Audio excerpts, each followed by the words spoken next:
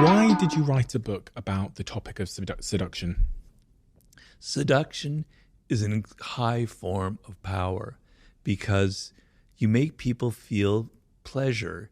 You make them feel excited or interested in you, and then their resistance to your ideas slowly lowers, and you have the ability to influence them and to move them in the direction that you want. If you yell at them, like how we were talking about your child, and you tell them, do this, do that, they resent it, and for good reason.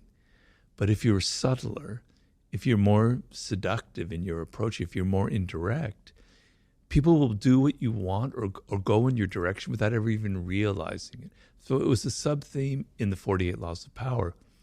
And so I was sort of interested in the psychology of that and why some people are good at it and some people are awkward about it.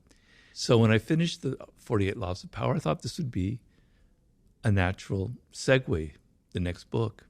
What are the qualities of a great seducer? Well, I like to distinguish between cold seducers and warm seducers. A cold seducer is something you don't want to be. That's the typical image that we might have of a male seducer, but even of a female seducer, like the great courtesans, etc., where they're just after money or the men are just after sex. That's not my ideal. My ideal is kind of a back and forth quality where it's not domination. It's sort of like a game that you're playing. It's like a mating game. It's like a courtship ritual where both people are kind of seducing each other. And so what makes for a great seducer is very simple. I can summarize it very simply. You are outer directed. So when you meet somebody for the first time or you're on a date or whatever it is, you're not having that internal monologue going, does she like me or does he like me? Am I dressed well? Am I saying stupid things? What can I do to impress them? No. You turn it off and you're outer directed and you're listening to them and you're entering their spirit and you're hearing them say things that give you idea of what they're missing in life, of what they want, of what their needs are, of what makes them an individual. You're absorbing it, you're entering into their spirit, and then you can reflect it back to them. You can give them gifts. You can take them to places that show that you're attentive to them. Because if you look at how we are in our day-to-day life, normally people never pay us attention. They're always so self-absorbed. They're never thinking about us. The times where you get the sense that people are actually interested in who you are as an individual is pretty rare. If you give that feeling to someone, it's incredibly powerful because we all want to be validated. We all want to be recognized. So the seducer is not someone who's all worried about him or herself and thinking. They're involved in the other person. They're absorbed like a sponge inside their psychology, inside their world. A lot of this is, very applicable to romance and dating, etc., etc.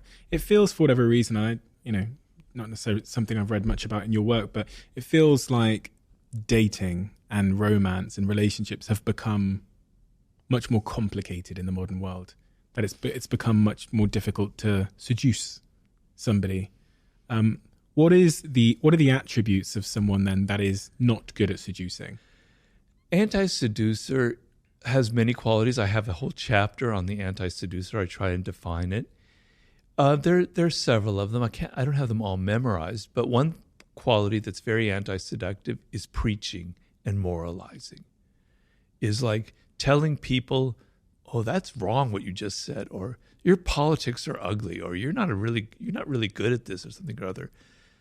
Having a moral superiority, a sense of sanctimony in a realm which should be about pleasure, where should be that kind of equality, that kind of back and forth dynamic, where you're asserting your moral superiority, is deeply, deeply anti-seductive, the element of preaching to people. Not being generous, and I mean not just with money is important, but not being generous with your spirit, right?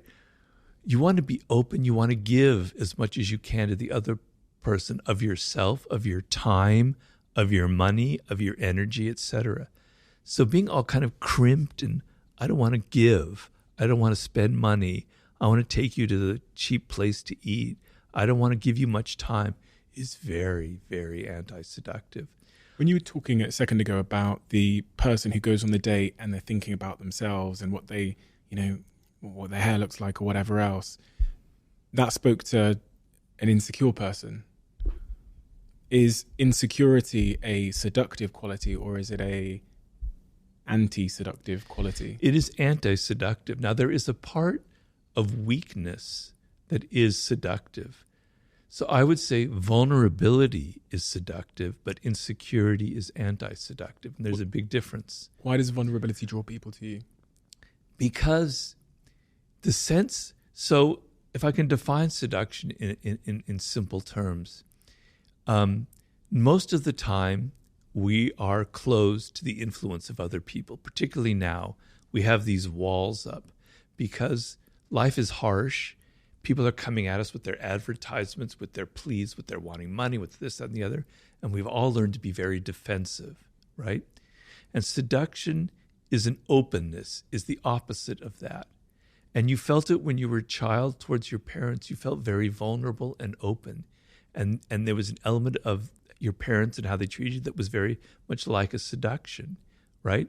So seduction is about being open to the other person to the extent where you can even fall in love. You can fall under their spell. And the sense of letting go of your ego, letting go of your defensiveness, and letting another person enter your world is being seduced. It requires vulnerability. If you meet, the typical scenario is of a man who's not vulnerable at all. He's so powerful and in control and everything, has no vulnerabilities. It's frightening, for a woman. It could be very frightening. Like this, he's so strong, he's so invulnerable that there's something wrong about it. Maybe he's a serial killer. Maybe he's got skeletons in his closet. Something isn't right about that. What seduces you about a puppy, about a child, about an animal, is their vulnerability. It makes you want to hug them. It makes you want to help them, right? The sense which if you came upon a tiger that's there and they don't need that, well, that's not seductive. I mean, on your screen it is, but if they're there in your living room, that's not seductive. But that puppy is, right? Vulnerability, the sense that somebody needs protection or help, brings out qualities in us that we don't normally have that I think allow for seduction. So that is being vulnerable. That is, I can be influenced by that other person. I am open to their spirit, right? That's being vulnerable. The word vulnerable, I hate to sound like a professor here, so excuse me, in seduction, comes from the root of it means a wound, vulnus. So you have a wound inside of you and you need healing. And the other person naturally wants to help you, right? But being insecure is means I'm so self-absorbed, I'm so worried about myself that I can't get out of it.